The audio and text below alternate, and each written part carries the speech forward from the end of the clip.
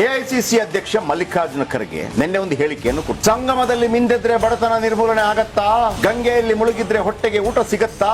ಇದು ಫ್ರಸ್ಟ್ರೇಷನ್ ಯಾಕೆ? ಅದು ಹಿಂದೂ ಧರ್ಮದ ಮೇಲೆ ಮಾತ್ರ ಯಾಕೆ ಬರುತ್ತೆ? ವ್ಯಾಟಿಕನ್ ಸಿಟಿಗೆ ಹೋಗೋದ್ರಿಂದ, ಪೋಪ್ ಅವರನ್ನ ಭೇಟಿ ಆಗೋದ್ರಿಂದ ಹೊಟ್ಟೆ ತುಂಬತ್ತಾ? ಹೋಗ್ಬೇಡಿ ಅಂತ ನಿಮ್ಗೆ ಹೇಳೋ ಧೈರ್ಯ ಇದೆಯಾ? ಹೇಳ್ಬಿಟ್ಟು ನೀವು ಸೋನಿಯಾ ಗಾಂಧಿ ಮುಂದೆ ನಿಲ್ಲೋ ಧೈರ್ಯ ಇದೆಯಾ? ತಾಕತ್ತಿದೆಯಾ ನಿಮ್ಗೆ? ಮೆಕ್ಕಾಗೆ ಹೋಗೋರನ್ನ ಪ್ರೀತಿ ಆಧಾರದಿಂದ ಕಳಿಸ್ಕೊಡ್ತೀವಿ. ಅಲ್ಲಿ ಸೈತಾನಿಗೆ ಕಲ್ಲೆಸೆಯಲಾಗುತ್ತೆ. ಅಲ್ಲಿ ಒಂದು ಬಟ್ಟೆಯಲ್ಲಿ 7 ಸುತ್ತು ತಿರುಗಬೇಕಾಗುತ್ತೆ. ಅದನ್ನ ಮಾಡಬೇಡಿ, ಅದರಿಂದ ಹೊಟ್ಟೆ ತುಂಬತ್ತಾ ಅಂತ ಹೇಳಿ ನೀವು ಎಐಸಿಸಿ ಅಧ್ಯಕ್ಷರಾಗಿ ಉಳಿಯೋದಕ್ಕೆ ಸಾಧ್ಯ ಇದೆಯಾ? ನೀವು ಹೇಳಿದ್ರಿ ಬಡವರಿಗೆ ಸಿಗ್ತಾ ಇಲ್ಲ, ಅದು ಸಿಗ್ತಾ ಇಲ್ಲ, ಗರೀಬಿ ಹಟಾವೋ ಅಂತ ಮಾಡಿದ್ ನೀವೇ, ಅತಿ ಹೆಚ್ಚು ವರ್ಷಗಳ ಕಾಲ ಅಧಿಕಾರದಲ್ಲಿ ಇದ್ದದ್ ನೀವೇ. ಯಾಕೆ ಬಡತನ ನಿರ್ಮೂಲನೆ ಮಾಡಿಲ್ಲ ಅಂತ ನಾವು ಪ್ರಶ್ನೆ ಕೇಳಬಹುದಲ್ಲ?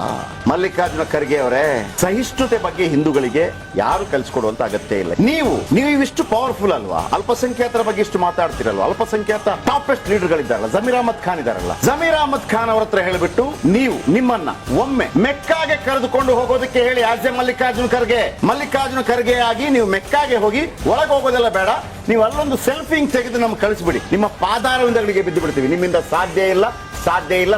ಯಾಕಂದ್ರೆ ನೀವು ಅಲ್ಲಿ ಮುಸ್ಲಿಮರಲ್ಲದೆ ಅಲ್ಲಿ ಹಿಂದೂಗಳಿಗೂ ಪ್ರವೇಶ ಇಲ್ಲ, ಅಲ್ಲಿ ಬೌದ್ಧರಿಗೂ ಪ್ರವೇಶ ಇಲ್ಲ, ಬೇರೆ ಯಾವುದೇ ಜಾತಿಯವರಿಗೆ ಪ್ರವೇಶ ಇಲ್ಲ. ಇದನ್ನ ಯಾವತ್ತಾದ್ರೂ ಪ್ರಶ್ನೆ ಮಾಡಿದ್ದೀರಾ? ಎಲ್ಲಾ ಜಾತಿಯವರಿಗೆ ಪ್ರವೇಶ ಕೊಡಿ ಅಂತ ಒಂದು ಹೇಳಿಕೆಯನ್ನ ಕೊಟ್ಟ ಮರುಕ್ಷಣ ನೀವು ಎಐಸಿಸಿ ಅಧ್ಯಕ್ಷರಾಗಿ ಉಳಿತೀರಾ? ಯಾಕೆ ಹಿಂದೂ ಧರ್ಮ ಮಾತ್ರ ಕಾಣುತ್ತೆ ನಿಮಗೆ?